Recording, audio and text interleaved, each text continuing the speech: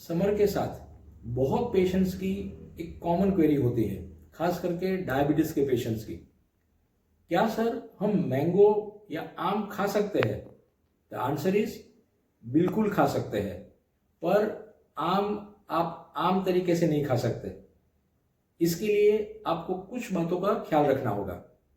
सबसे पहली बात, आप आम को क्वांटिटी में मत खाइए, और इसी वजह से बेटर है कि आप आम या मैंगो को एक फ्रूट के तौर पे खाइए, ना कि उसका जूस निकाल के या आम रस के तौर पे।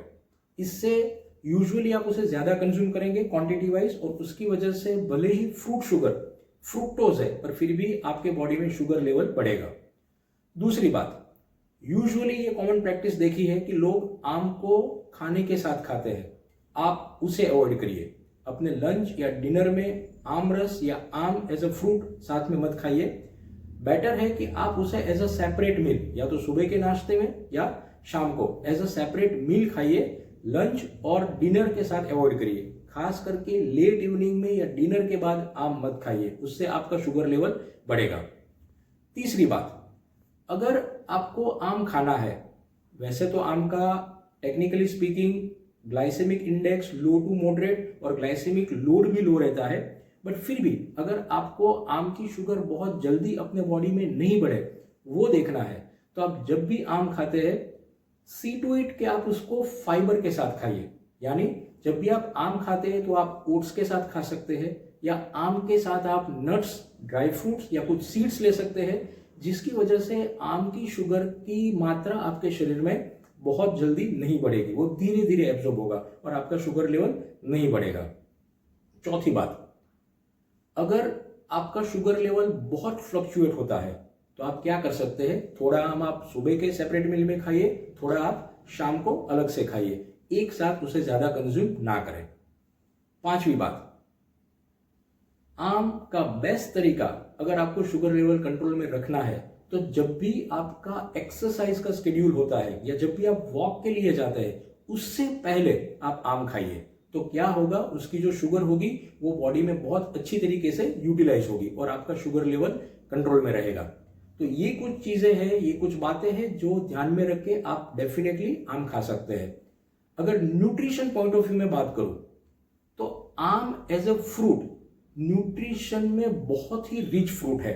ये पैक्टिन रिच होता है, जो कि फाइबर उसमें बहुत ज्यादा होता है, तो वो आपके कोलेस्ट्रॉल को कम करने में हेल्प करेगा, उसे बैलेंस में रखेगा। उसमें विटामिन ए, सी, ई, के और बी जैसे बहुत इंपॉर्टेंट विटामिन होते हैं, वो आपके बॉडी के बहुत सारे फंक्शंस में आपको हेल्प करेंगे। उसमें पॉलीफिनोल्स होते हैं, तो वो आपके बॉडी में जो फ्री रेडिकल्स होते हैं, जिसकी वजह से आपको जो बॉडी में उसकी बैड इफेक्ट्स होती है फ्री रेडिकल्स की वजह से, उसको ये रिमूव करता है और आपकी इम्यूनिटी को बढ़ाता है। दूसरा एक इंपॉर्टेंट कंपाउंड जो आम में पाया जाता है वो है मैंगीफेरिन। मैंगीफेरिन यूजुअली एंटी इन्फ्लेमेटरी होता है, तो हमारे शरीर में जो इन्फ्लेमेटरी प्रोसेसेस रहती है, जिसकी वजह से लॉन्ग टर्म में हमें बहुत सारे डिजीजेस हो सकते हैं, उसको आम खाने से कंट्रोल में रखा जा सकता है। इसके साथ आम में मिनरल्स भी होते हैं, जैसे कि मैग्नीशियम है, कॉपर है, जिंक है, जो ट्रेस एलिमेंट कहे जाते हैं, उससे हमारे बॉडी के फंक्शंस में उसे अच्छी तरीके से करने में बहुत फायदा मिलता है। तो वैसे देखा जाए तो आम बहुत ही न्यूट्रिशनली रिच फ्रूट है, और ऐसे ही इसे किंग ऑफ फ्रूट्स नहीं कहा जाता है। आयुर्वेद में तो वहां तक बोला है कि अगर आपको अपनी पूरी बॉडी रिजुविनेट करनी है, आपको अगर कायाकल्प करना है, तो आयुर्वेद में आम्रकल्प उसका एक प्रोसेस दिया गया है। तो ये बहुत जरूरी है कि आप उसे किस तरीके से खाते हैं, किस समझ से खाते हैं। तो आप डेफिनेटली, भले ही आपको डायबिटीज है, आप एक समझ से ये बातों का ध्यान रख के आप आम डेफिनेटली खा सकते हैं, उसे रेलिश कर सकते हैं। आशा करता हूं ये आपको हेल्प करेगा। Thank you.